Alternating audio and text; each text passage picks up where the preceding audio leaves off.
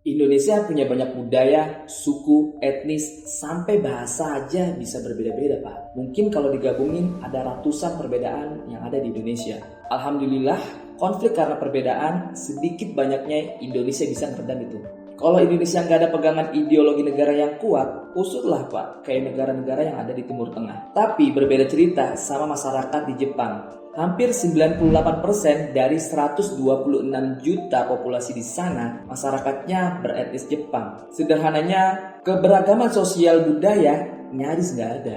Sehingga muncul kesan bahwa Jepang cenderung kebal dari gesekan antar etnis. Harusnya.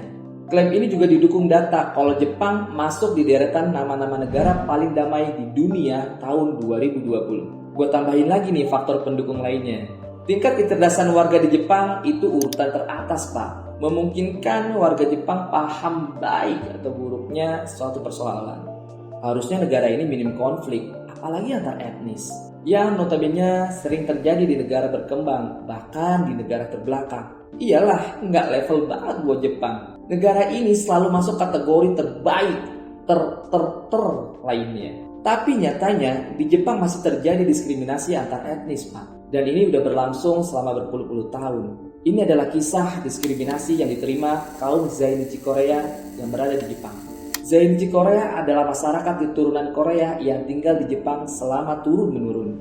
Selama bertahun-tahun mereka hidup dalam diskriminasi yang dilakukan sama masyarakat Jepang asli.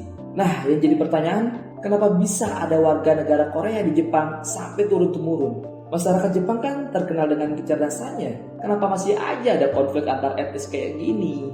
Perilaku diskriminatif jelas banget mereka lakuin ke komunitas Zainichi Korea. Tapi kenapa mereka malah nyangkal? Kenapa bisa?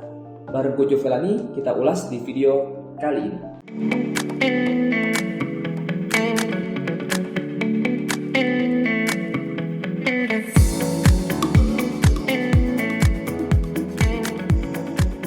Buat mengetahui kenapa bisa ada warga negara keturunan Korea yang ada di Jepang, kita harus balik lagi ke sejarah awalnya. Pada tahun 1910, Kekaisaran Jepang menganeksasi atau istilahnya mencaplok semenanjung Korea. Orang-orang Korea mulai nyebrang ke negeri Sakura buat mencari mata pencarian yang lebih baik atau mengenyam pendidikan yang berkualitas. Di era ini, Jepang jadi rajanya Asia, Pak. Pendidikan, industri, dan militer mereka berkembang sangat pesat. Saking pesatnya, terjadi krisis tenaga kerja. Faktor ini yang mendorong orang Korea berbondong-bondong pergi ke Jepang. Karena orang Korea dianggap nggak bisa baca tulis, banyak dari mereka yang dikirim jadi bekerja kasar, jadi buruh konstruksi atau buruh tambang. Jepang mulai memperluas agresi militernya di Asia Pasifik, sampai rencana gila Kekaisaran Jepang buat nyerang pangkalan Pearl Harbor. Nah, dari mana Jepang dapat tenaga kerja kasar buat semua rencana ini? Dari mana lagi kalau bukan dari semenanjung Korea? Pada tahun 1940, hampir 1 juta orang Korea dipaksa migrasi ke Jepang buat jadi pekerja pabrik atau pertambangan. Bahkan 200.000 orang Korea ada yang direkrut menjadi pasukan tentara Kekaisaran Jepang. Sampai tahun 1945, total orang Korea yang ada di Jepang berjumlah 2 juta orang. Ini banyak, Pak, nggak sedikit. Mungkin kalau dikumpulin bisa jadi satu provinsi. Orang-orang Jepang di provinsi itu bingung. Muka sama, kok bahasanya beda. Setelah Jepang kalah di Perang Dunia, tanah jajahan Korea pun dilepas. Sebagian besar orang Korea yang ada di Jepang kembali pulang. Tapi ada 600.000 orang Korea mutusin buat menetap di Jepang. Inilah komunitas Zainichi Korea yang kita kenal sekarang. Sampai sini paham ya, kenapa bisa ada keturunan Korea yang ada di Jepang? Sebenarnya Zainichi ini artinya bertempat tinggal di Jepang. Kata Zainichi merujuk arti baru, yaitu untuk orang-orang asing yang menetap di Jepang, Pak. Jadi bukan cuma untuk orang Korea doang. Tapi istilah Zainichi terlanjur melekat kuat sama etnis Korea.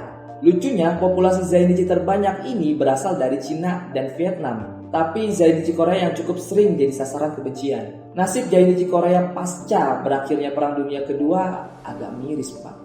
Alasan orang Korea mutusin tinggal di Jepang yang pertama karena mereka udah terlanjur membangun kehidupan dan keluarga di sini. Mereka khawatir kalau mereka pulang, ekonomi, sosial, dan politik di Korea masih gonjang-ganjing. Di Korea masih terjadi perang, Pak. Apalagi perangnya adalah perang saudara. Dan ini imbas perang dingin antar Amerika dan Uni Soviet soal ngerebutin pengaruh ideologi liberalisme barat dan komunisme timur. Yang kita tahu akhirnya Korea harus pecah menjadi dua bagian. Kaum Zainichi Korea mungkin aman dari perang, tapi keberadaan mereka di Jepang gak sepenuhnya aman, Pak. Ternyata di Jepang mereka malah gak dianggap dan mereka sulit buat dapetin kewarganegaraan Jepang. Bertahun-tahun mereka gak punya kewarganegaraan resmi dan ini artinya mereka gak punya hak apapun di Jepang. Mereka juga dilarang bekerja di sektor publik. Kalau misalnya di Indonesia nih, mereka gak bisa jadi PNS, gak bisa berpolitik, gak bisa dapat kartu KIS, BPJS, atau dana bantuan sosial lainnya. Akibatnya kehidupan kaum Zainichi Korea pun melekat dengan kemiskinan. Zainichi Korea cuma bisa berdagang buat bertahan hidup. Ironisnya, ketika diskriminasi pekerjaan diterima oleh kaum Zainichi Korea, kaum ini malah berhasil mencetak segelintir pengusaha keturunan Korea yang mengharumkan nama Jepang. Seperti Masayoshi Son, pemilik SoftBank, dan Shin Kyuk-ho, pendiri pabrik permen karet Lotte. Terus kenapa cuma Zainichi Korea yang banyak menerima perlakuan diskriminatif? Padahal komunitas penduduk asing yang menetap di Jepang kan gak cuma Korea. Kasus diskriminasi yang diterima Zainichi Korea gak bisa dipisahkan soal hubungan rumit pemerintah negara Jepang dengan Korea Utara terkait isu pertahanan. Dan diperparah sama isu pelanggaran HAM Korut yang menculik puluhan warga negara Jepang. Awal dekade 1990-an, Korut menarik diri dari perjanjian non-proliferasi. Ini adalah perjanjian pembatasan kepemilikan senjata nuklir yang dibuat pada tahun 1968. Jepang sadar negaranya masuk ke dalam jangkauan target rudalnya Korut. Dan bener aja, Pak. Pada tanggal 31 Agustus 1998, Korut ngeluncurin rudal balistik ke sekitar perairan Jepang yang bikin publik Jepang ngerasa was-was. Lagi enak-enak makan yakiniku di bawah pohon sakura yang mekar ya kan. Tiba-tiba rudal balistik lewat di atas kepala lu. Kan gak lucu. Bahkan sampai detik ini pun Korut masih terus aja mainan petasan di perairan Jepang. Setelah insiden peluncuran rudal balistik Korut ke perairan Jepang, pejabat Jepang gencar mengutuk rezim Kim Jong-il yang beritanya jadi konsumsi masyarakat Jepang. Akhirnya ketakutan ini diekspresi masyarakat Jepang lewat perilaku diskriminasi ke Zainichi Korea yang semakin marak setelah Korut meluncurin rudal balistiknya. Zainichi Korea merujuk ke Korea Utara ya Pak, bukan Korea Selatan.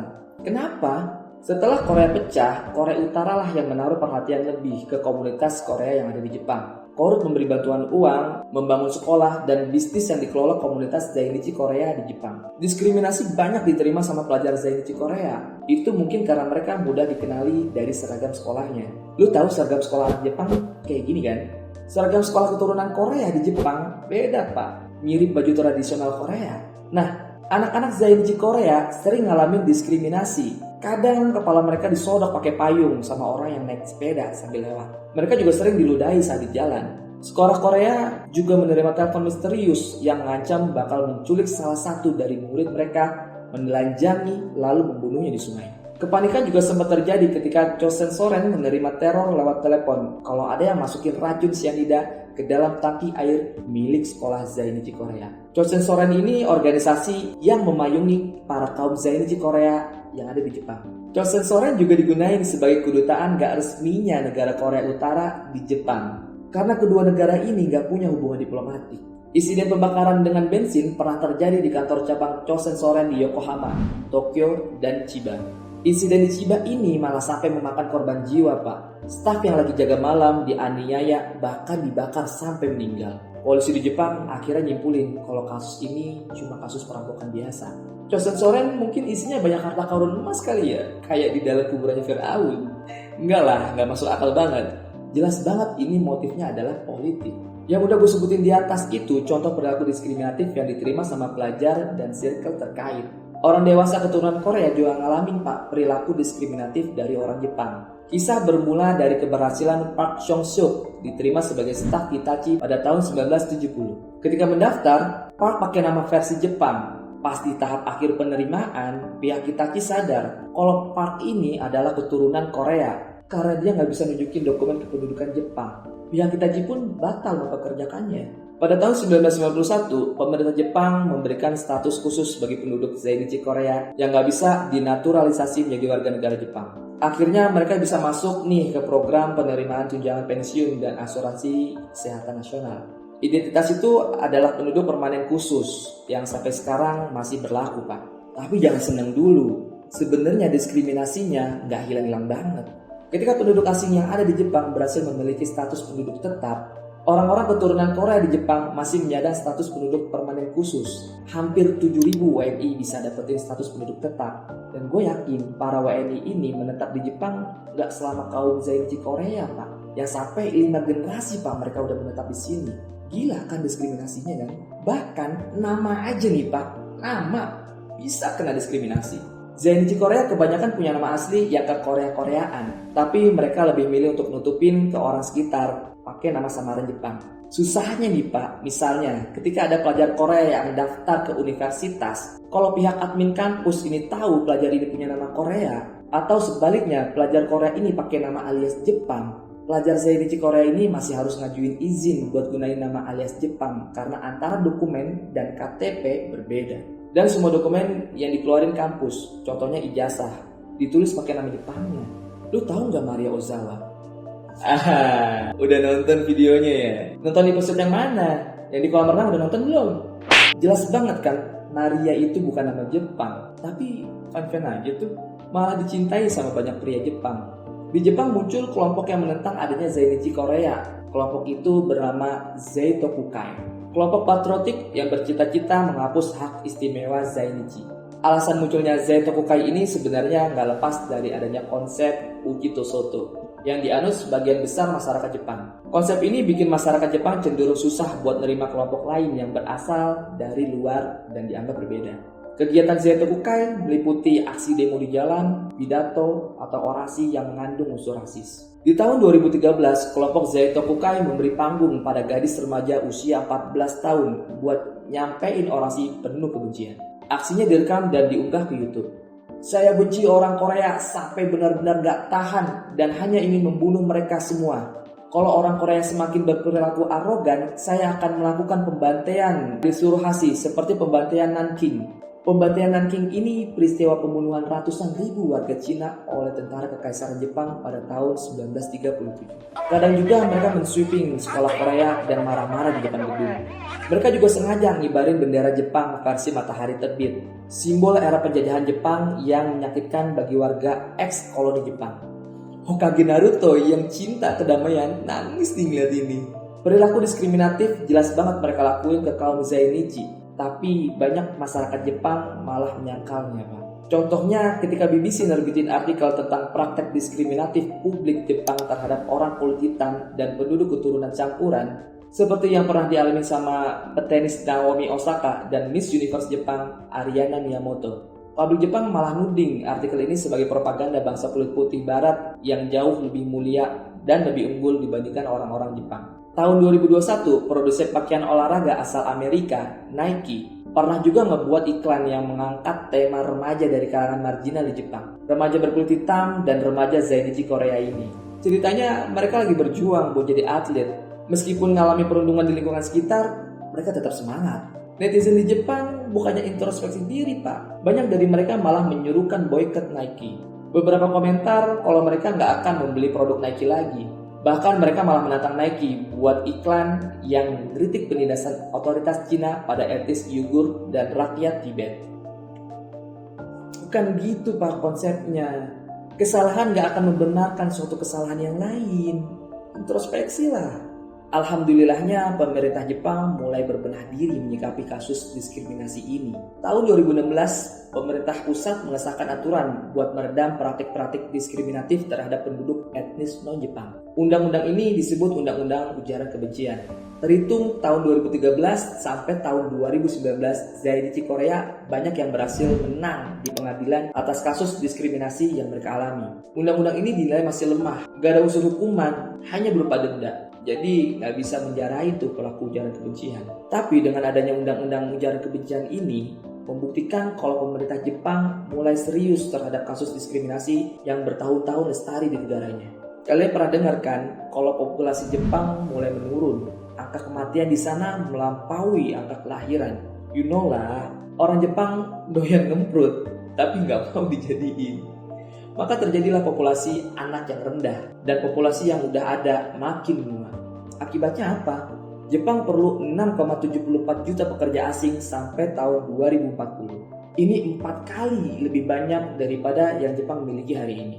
Ini harus Jepang lakukan, Pak. Kalau Jepang masih pengen roda ekonomi negaranya tetap berputar buat mencapai target pertumbuhan ekonomi yang direncanakan. Mau nggak mau, pemerintah Jepang harus mikirin gimana cara nyiptain lingkungan yang kondusif, aman, dan manusiawi bagi kaum pendatang dan imigran. Gimana tuh, Pak? Serba salah, kan? Seorang bapak harus ngajarin anaknya walaupun memalukan, kasih tahu kalau yang dilakuin ini salah. Kita ini manusia modern, nggak perlu lagi tuh ada yang namanya diskriminatif. Sinilah main ke Indonesia. Lihat deh nih, ratusan bahkan ribuan perbedaan yang kami miliki. Sedikit banyaknya Indonesia mampu untuk berdiri di atas ratusan perbedaan itu, Pak. Lu bebas untuk ungkapin identitas nama apapun, mau ke Korea-Koreaan kek, mau ke Barat-Baratan kek, mau ke Arab-Araban kek. Penduduk yang tinggal di Jawa nggak perlu tuh bikin nama campuran Slamet Edogawa, Park Supriyadi, Juleha Siddiqiyah, ya kan? Kalau Jepang terus ngorek-ngorek luka masa lalu, ya gimana mau sembuhnya? Lihat nih Indonesia. Jepang ngejajah Indonesia sampai berdarah-darah aja. Keturunan Jepang bebas berkarya di sini tanpa diskriminasi. Bahkan warga kita sampai antusias kedatangan warga Jepang, apalagi tiketnya sampai habis lagi. Oke, mungkin cukup penjelasan di video kali ini. Kalau lo suka sama konten ini, silahkan like dan subscribe buat yang belum subscribe. Gue Joe Velani, pamit undur diri. See ya!